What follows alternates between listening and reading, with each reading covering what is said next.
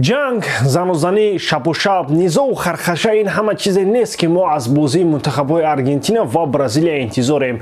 ولی همیشه چنین حالت‌های بیرون از فوتبالی در این بازی دیده می‌شوند. تاریخ کم بازی‌های در خاطر دارد که بین این دو منتخب نیزه نخسته باشد. سلام دوستان، سری بر وقت با وقت دوشنبه بازی دستای برزیل و آرژانتین برگزار شد. نتیجه این بازی و آن چیزی که در رقابت دو منتخب بهترین عالم برزیل و آرژانتین روی داد، از ویدیو امروزی ما معلومات پیدا کرده میتوانید. لایک قیمت بای خود را گذارید، ما باشیم سر میکنیم.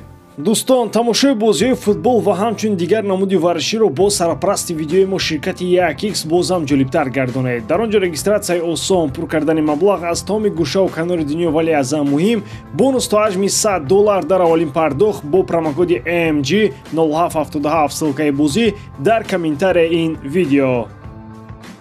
арсенал давоми солҳои охир плеймейкери зиёд ҷустуҷӯ дорад. онҳо барои ҷалби он ҳатто ба биёбони араб мераванд. он ҷо рубен невеш бозиҳои худро дар сатҳи хубаш идома медиҳад. нафаре ки метавонад дорои дарди арсенал шавад. ҳамчунин рубен бо премер-лига шинос аст. солҳои тӯлонӣ дар албиони туманпеш бозӣ кард ва пайваста дар майдони асосӣ буд. шартномаи невеш бо Ал-Ҳилол амал мекунад ва маълум нест ки даста омодааст то бо футболбоз хайрухуш кунад ё ин ки на. арсенал аз тоифаи дастаҳои камбағал нест, аммо бо Ал-Ҳилол аз ин ҷиҳат мубориза бурдан хеле мушкил аст. саудиё қудрати харидории невешро доштанд ва бемалол ӯро гирифтанд, аммо арсенал метавонад ё ин ки не, ин суоли дигар аст. арсеналро лозим аст то сараввал худи бозингарро розӣ кунонад ва пасон маоши дар Ал-Ҳилол доштаи ӯро як бори дигар тафтиш кунад. он ҷо нолҳои зиёд ҳастанд. арсенал маоши ӯро пардохт карда метавонад ва агар тавонад, магар бозингарони дигар ҳам пули калон талаб намекунанд. Лука Модрич метавонад дар фасли зимистонаи трансферӣ аз Реал Мадрид равад. Бо эҳтимоли ғолиб ин чемпионати Арабистони Саудӣ хоҳад буд. Агенти Модрич ин хабарро тасдиқ кард ва қайд кард.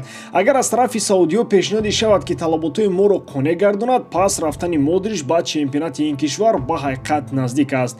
Оҳиста-оҳиста эҳсос мешавад ки охири қиссаи ишқу муҳаббати Модрич ва Реал Мадрид наздик аст. Инро метавон аз дақиқаҳои ҷудо карда ба ӯ дар ин мавсим пай бурд. ӯ вақти хеле ками бозиро пайдо мекунад.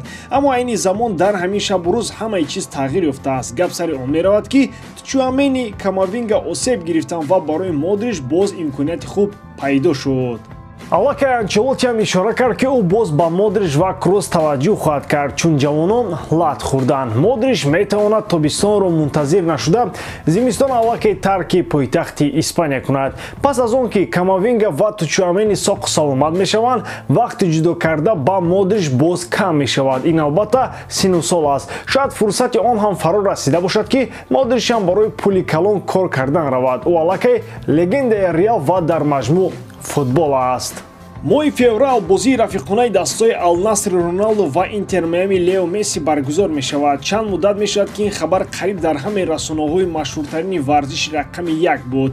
давоми чанд рӯзи охир ин хабарро дар тамоми олам нашр карда бо номҳои гуногун аз ҷумла рақси охирини легендаҳо паҳн мекарданд. вале имрӯз ҳамаи чиз ҷои худро ёфт. маълум шуд ки то кадом андоза ин хабар ба ҳақиқат наздик аст.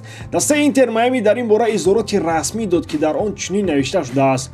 хабари он ки гӯё дастаи Интер Майами дар мусобиқаи байналмилалии дӯстонаи Риос Кап иштирок мекунад ҳақиқат надорад. мо нақшаи иштирок дар ин мусобиқаро надорем. аз рӯзи аввали таъсиси худ Интер Майами дар талоши табдил ёфтан ба бренди ҷаҳонӣ мебошад. мо мехоҳем дар танаффуси байналмилалии соли 2024 мусобиқаеро ба номи ҷоми Интер Майами ташкил кунем. дар бораи ин дар рӯзои наздик хабар хоҳем дод. аслан агар ин рақобат доир мешуд, хеле ташаббуси хуб мегардид. зарурати баргузории чунин бозӣ бешак бузург аст. ҳамаи мо бояд як маротибаи дигар Месси ва Роналдоро дар як майдон бинем. бозии гузаштаи ин бозингарон бо иштироки ПСЖ ва Ал-Наср ба шоу табдил ёфт ки ҳамаро шоду масрур кард. боварӣ дорам ки ҳама мехоҳад як бори дигар муқобили ҳамдигар бозӣ кардани ин ду легендаи футболро бинанд. аммо чӣ гуна? шояд Месси ба Барселона баргардаду Ал-Насрро ба Лигаи чемпионҳо ҳамроҳ кунанд.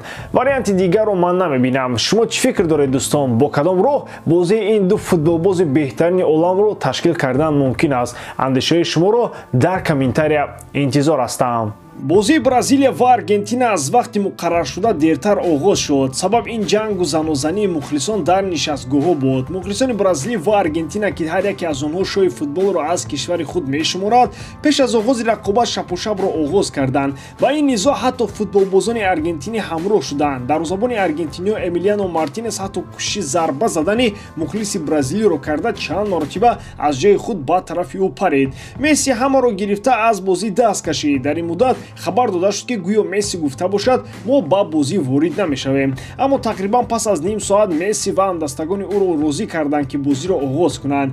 ҷанги дар байни мухлисон буда ба майдони футболӣ интиқол дода шуд. Занозании футболӣ оғоз гардид. Дар нимаи аввал футболи дастҳои мунтахаби Бразилия ва Аргентина ба муҳорибаҳои танбатан монанд буд.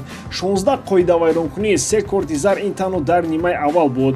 Месси аз гардани Родриго қабида онҳо чанд ҳарфи ноҷо ба ҳамдигар гуфтаанд. Депаул чун телехи ҳамешагии Месси дар ин ҷанҷол ҳамроҳи Лео буд. Акнун Хулиан Алварес метавонад ба Гвардиола гӯяд ки ӯ дар кадом бесару сомонӣ иштирок карду Пепро тарсонад. Пас аз чунин бозии дигар бо ягон Премер-лига Алваресро тарсонда намешавад. Кам-кам ҷузъиётҳои футбол ҳам дар ин рақобат дида мешуданд. Яке аз ҳамлаҳои аргентиниҳо дар қисми дуввуми дидор бо гол анҷом ёфт. Николас Отаменди тавонист гол зада пирӯзии аргентиниҳоро таъмин кунад.